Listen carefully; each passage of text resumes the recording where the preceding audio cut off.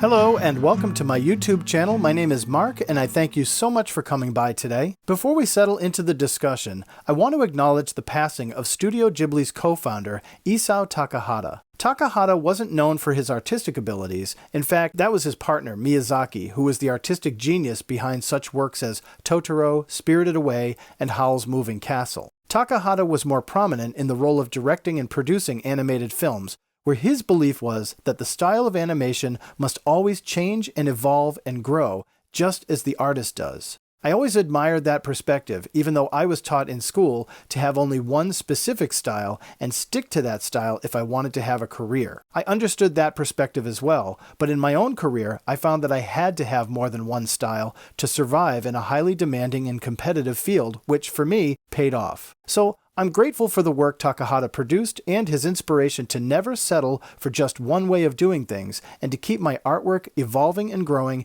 just as I did. As for today's discussion, it's been my experience, especially in my role as a teacher, that the single most common question I'm asked is, how do I find my style? And it's one of the most difficult questions to answer too, because there's no simple answer for it. What I try to teach is how to enhance work ethics, develop good habits, and apply processes which will allow for a style to emerge, and that's what this discussion is about today. Let me share some ways that I teach others how to find their style and their own unique vision when they ask me, how do I find my style? Now, of course, these are just my opinions on how I help others to find their style, so you may have thoughts or opinions that are different from mine, which I'd love to hear about, so please feel free to leave your comments below where we can have a conversation there. I have about a dozen points I try to make when helping others find their style, and even to this day, I still go back to these points in my own artwork when I feel like my art's being redundant or when I feel like I'm stuck in an old mindset of thinking. So let's talk about these points right after this coffee break.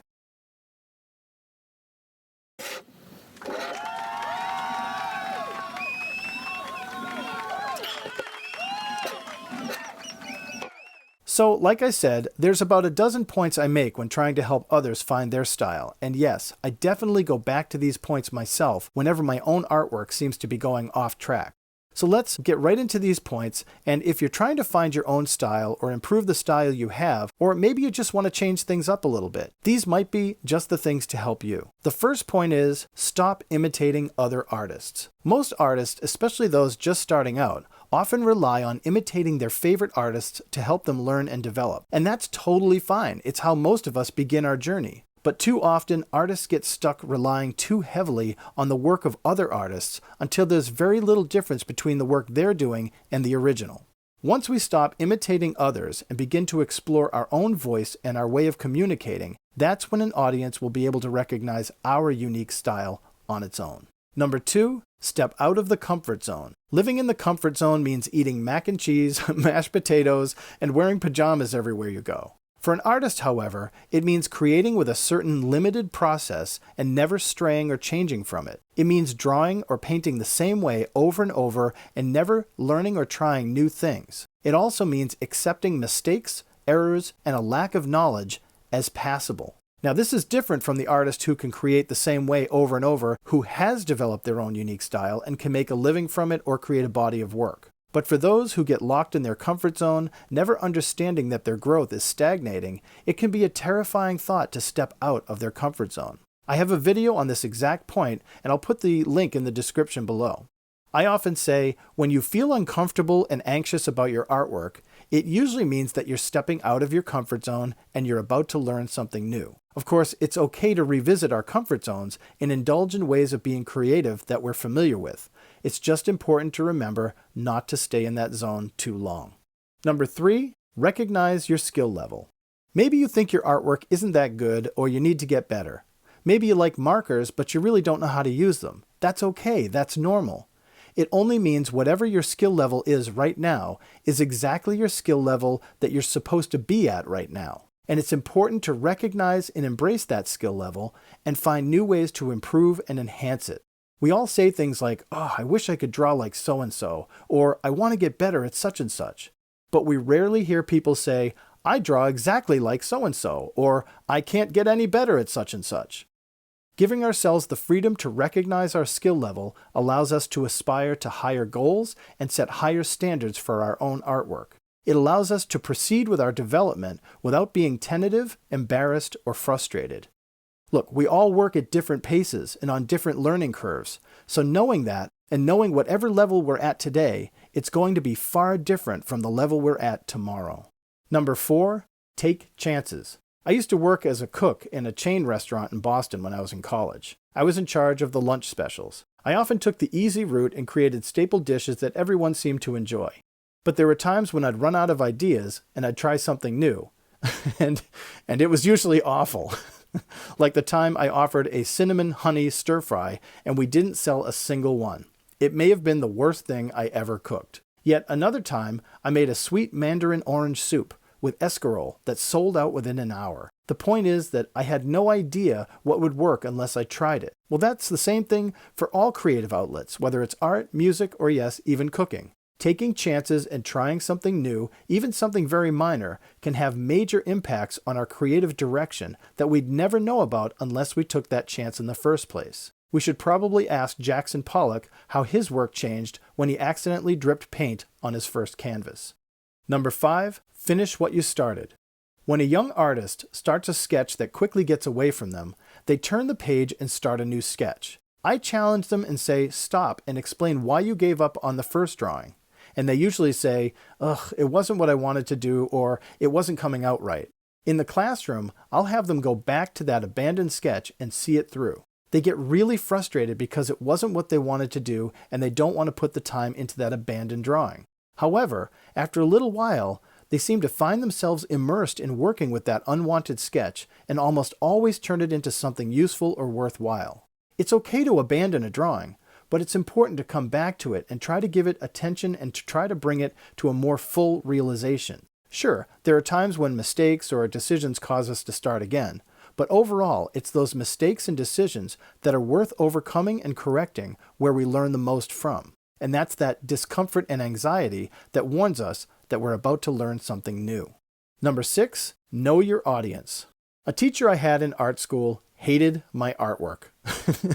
He'd tear it apart in reviews and he'd give me low grades and criticize my style. See, I was an airbrush illustrator, and this teacher hated airbrush. He'd say it was a tool used to compensate for lack of talent. In one review he wrote, "If you are your own audience, then you are successful. But if you plan to work as an illustrator, you're going to starve." Back then, I thought he was cruel and his comments were unnecessary. Yet, years later, I found his words would be sage advice that would help me learn and grow and help in finding my style. Sure, I was salty about his comments, but also because he never actually taught us anything. He'd give us assignments and critique our work, but he never offered a word of advice on how to fix or improve our work. What I didn't realize then was the message in his words. What he was telling me was that I needed to know my audience. That if I were the only one to see it, I'd succeed. But if I expected an art director, client, or publisher to take me seriously, then I'd have to make some serious changes in the way I presented my work.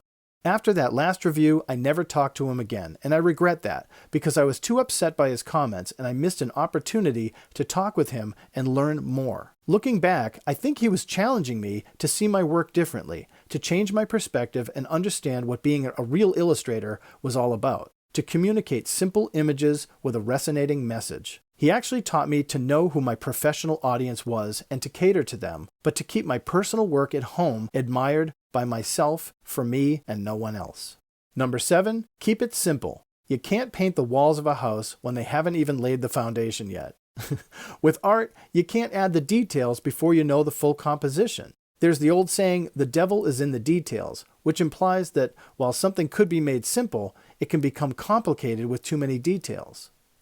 By reducing our creative efforts to simplified gestures and basic shapes, we can draft a basic layout for a composition that can be realized without getting caught up in excessive details that can exhaust time, energy, and materials. Details are important to finished work, but keeping it simple from the start is important. I look at the Beatles' Sgt. Pepper album as a good example, where they created a basic song structure for each song and then layered over them later with complex details and special effects. And now, if you strip away all those special effects, the basic songs still stand strong and clear all on their own. Number 8, consistent and cohesive. The most daunting task of a fashion designer is to create a line of garments that is both consistent and cohesive. Consistency is the quality of workmanship, consideration of the project, and an understanding of the audience. Cohesiveness is how each piece relates to the others, ensuring that they all look like they've been created by the same hand. A body of work should not look like it was created by a group of people, but one person with one unique voice and one unique style. Number 9, twist and stretch. Now that's supposed to be twist your perspective and stretch your imagination, but I've got the Beatles on my mind, so I was a fan of the Beatles since I was a kid. Ever since I was young, I've been hearing the song Yesterday throughout my entire life. Yesterday is a great song, but back in the early 1980s, I heard a band called the Fred Banana Combo perform a cover of the song Yesterday by the Beatles, and it changed everything for me. Instead of the sweet, charming voice of Paul McCartney, this band had a thunderous beat, a driving bass, and they shouted. I'll put a link to their video down below so you can see what I mean, because they took a classic song, flipped it over completely, and made it entirely their own. The way they did this changed my perspective on how music could be written and eventually on how art could be created. I learned that twisting the perspective of a drawing or stretching my imagination was the key to developing my own style. I had a unique way of twisting my characters' bodies or exaggerating their features to create them in a unique style that was familiar only to me. My favorite example of this is Tim Burton, who was able to twist his artwork to the point of obscurity, yet he retained an amazing, alluring innocence in his work. Just as in life, changing perspectives always allows us to see things in a completely new way. When it comes to seeing, that brings us to number 10. To see with two sets of eyes. A painter who paints only realistic bowls of fruit will only see a bowl of fruit as realistic. Yet a painter who has learned to see beyond reality, to see surreally or abstractly, can transform a realistic image of a bowl of fruit into something much more simplified, yet it communicates the same bowl of fruit effectively.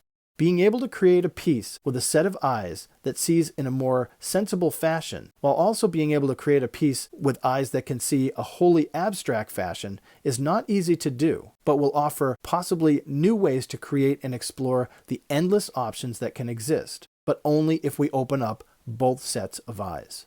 Number 11, embrace what's beyond control. Watercolors produce unexpected results. Graphite can smear across the page. And oil paints, well, they may not dry in a humid location. How many times does a musician break a string or an athlete has an off day? Often, things happen that are beyond our control and can make for a very frustrating experience. However, if we can embrace what's beyond our control and relish the things that are in our control, then we can accomplish much more than hyper-focusing on what's wrong. Sure, a minor mishap can seem like a huge setback, yet sometimes it can reveal a result or a way of doing things that we never even considered before.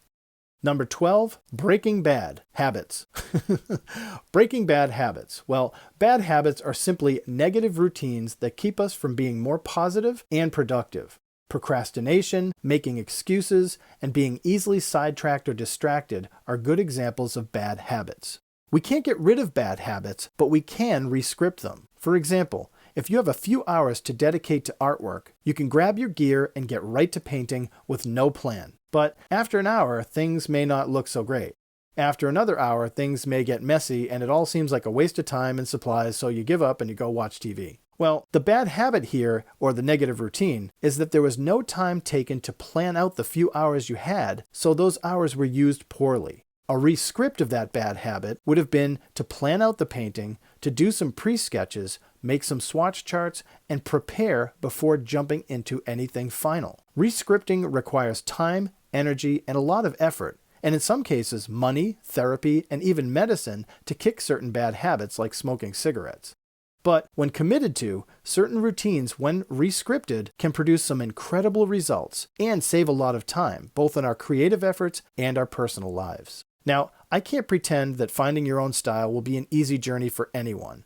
It takes years to develop a style, and for many artists, they never actually find their style. But with a powerful commitment and a serious dedication and practice, and most of all, a desire to find your own style, it usually happens. It's not uncommon to go on YouTube, Pinterest, or Instagram and find work by other people that inspires and drives us to raise the level of our own work.